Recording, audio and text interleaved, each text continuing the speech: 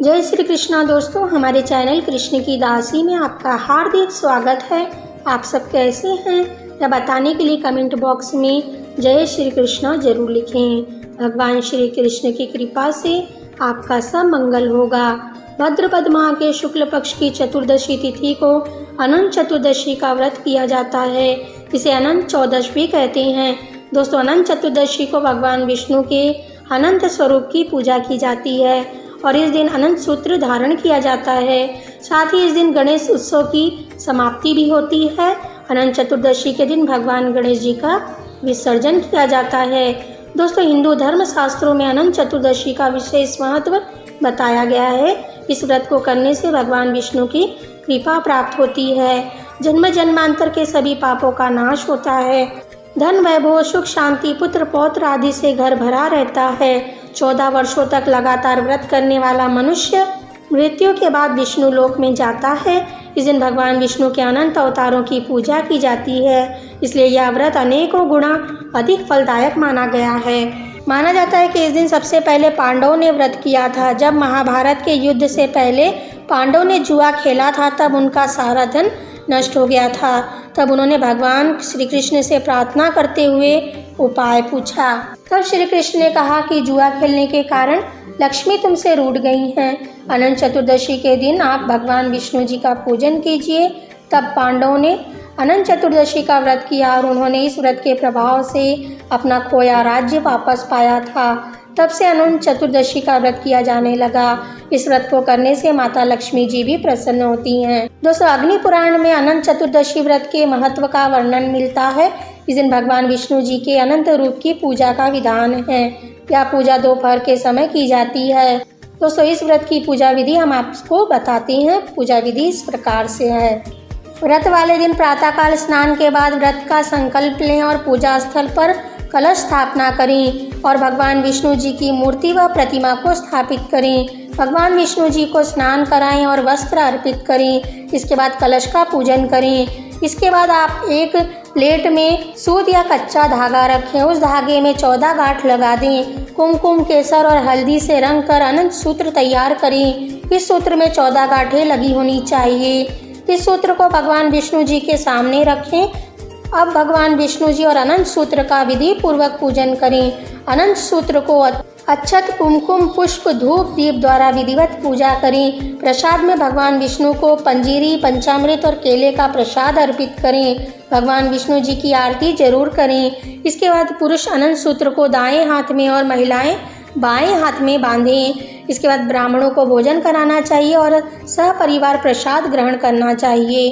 दोस्तों, इस दिन अनंत चतुर्दशी व्रत कथा जरूर पढ़ें। इस व्रत को करने से धन, धान्य, सुख, संपदा और संतान आदि की प्राप्ति होती है। इस दिन विष्णु सहस्त्र नाम का सहस्त्र स्तोत्र का पाठ करना चाहिए। इससे व्यक्ति के जीवन के सभी कष्ट दूर होते हैं और मनोकामनाएं भी पूर्ण होती हैं।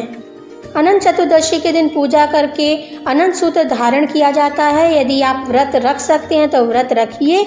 यदि आपसे व्रत नहीं रखा जाता तो आप बिना व्रत रखे भी अनंत सूत्र बांध सकते हैं। भगवान विष्णु की पूजा करके अनंत सूत्र बांध सकते हैं। इस दिन व्रत रखें तो आप नमक का सेवन ना करें, केवल फलाहार ही करें।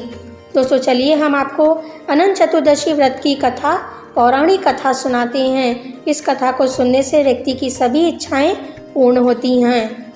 सतयुग में सुमंतु नाम के एक मुनि थे। उनकी पुत्री सुशीला अपने नाम के अनुसार अत्यंत सुशील थी। सुमंतु मुनि ने अपनी पुत्री का विवाह कौंडिन्य मुनि से किया।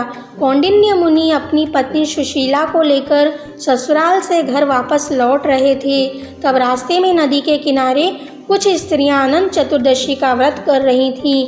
अनंत भगवान की पूजा कर रही थीं। सुशीला ने अनंत व्रत का महत्व जानकर उन स्त्रियों के साथ अनंत व्रत किया और अनंत सूत्र बांध लिया। फलस्वरूप कुछ दिनों में उसका घर धन धान्य से भर गया। एक दिन कौंडिन्य मुनि की दृष्टि अपनी पत्नी के बाएं हाथ में बांधे अनंत सूत्र पर पड़ी, जिसे देखकर वे भ्रमित हो गए और उन्होंने सुशीला से पूछा, क्या तुमने मुझे भस्म करने के लिए यह सूत्र बांधा है?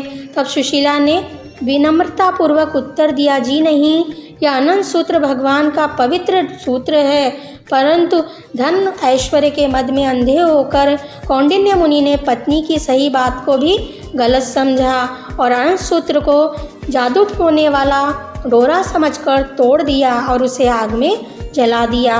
इस बुरे काम का नतीजा जल्द ही उनके सामने आ गया। उनकी सारी संपत्ति नष्ट हो गई। वे दीनहीन स्थिति में आ गए। वे गरीबी में जीवन बिताने लगे। दीनहीन स्थिति में आकर एक दिन कौंडिन्य मुनि ने अपने अपराध का प्रायश्चित करने का निर्णय लिया। वे अनंत भगवान से क्षमा मांगने हेतु वन में चले गए और रास्ते में जो भी मिलता उसे अनंत देवता का पता पूछते जाते। बहुत खोजने पर भी मुनि को अनंत भगवान के दर्शन नहीं हुए, तो वे प्राण त्यागने के लिए तैयार हो गए। तभी एक वृद्ध ब्राह्मण ने आकर उन्हें आत्महत्या करने से रोक दिया और एक गुफा में ले जाकर चतुर्भुज अनंत देव का दर्शन कराया। भगवान ने मुनि से कहा, तुमने जो अनंत सूत्र का तिरस्कार किया है, यह सब उसी का फल है। इसके प्रायश्चित हेतु तुम 14 वर्ष तक निरंतर अनंत व्रत का पालन करो। व्रत का अनुष्ठान पूरा हो जाए तब तुम्हारे सारे कष्ट परेशानियां समाप्त हो जाएंगी और तुम्हारी खोई हुई संपत्ति तुम्हें पुनः प्राप्त होगी। तुम फिर से सुखी व समृद्धि पूर्ण हो जाओगे। कौंडिन्य मुनि ने भगवान विष्णु की आज्ञा को सहर्ष स्वीकार कर लिया। भगवान ने कहा, मनुष्य अपने कर्मों के अनुसार फल पाते हैं। यदि मनुष्य अनंत व्रत चतुर्दशी का व्रत करें तो उनके सभी पाप नष्ट हो जाएंगे। वे सुख व समृद्धि को प्राप्त करते हैं। कौंडिन्य मुनि ने 14 वर्ष तक व्रत का पालन करके अपनी खोई संपत्ति को पुनः प्राप्त कर लिया। तो दोस्तों, यह अनंत चतुर्दशी का व्रत कथा इस प्रकार से पूर्ण हुई। इस प्रकार अनंत चतुर्दशी का व्रत जीवन को खुशियों से भर देता है। आप सभी यह व्रत जरूर करें।